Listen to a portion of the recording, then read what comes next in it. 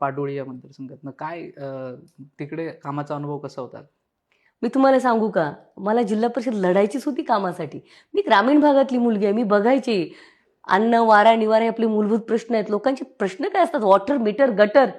आणि तुम्हाला रस्ता पाहिजे असतो, त्यांचा पाण्याचा प्रश्न असतो, त्यांच्या शाळेचा प्रश्न असतो, त्यांच्या आरोग्याचा प्रश्न असतो. साधे साधे प्रश्न आहेत. आणि आपण एज्युकेटेड आहेत, उच्च शिक्षित आहेत. मग शिक्षण कशासाठी आहे? डॉक्टर बाबासाहेब आंबेडकर म्हणतात की शिक्षण हे वाघिणीचं दूध आहे आणि ते पिल्यानंतर माणूस गुरगुरल्याशिवाय राहत नाही. पण तो माणूस गुरगुरणार कधी? जेव्हा त्या दुधामध्ये सत्व असेल. शिक्षणाचं सत्व आहे.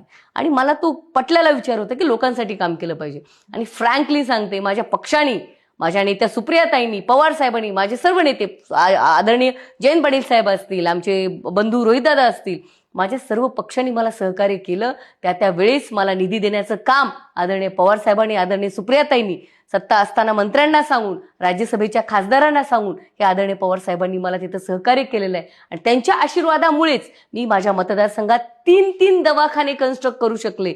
माणसांचा दवाखाना, जनावरांचा दवाखाना, शाळा, शेतरस्ते, इरिगेशनचे प्रॉब्लेम्स असतील, जलसंधारणाचे विषय असतील, शेतीविषयक सिंचन असेल, खूप चांगलं काम मला त्या ठिकाणी करता आलं.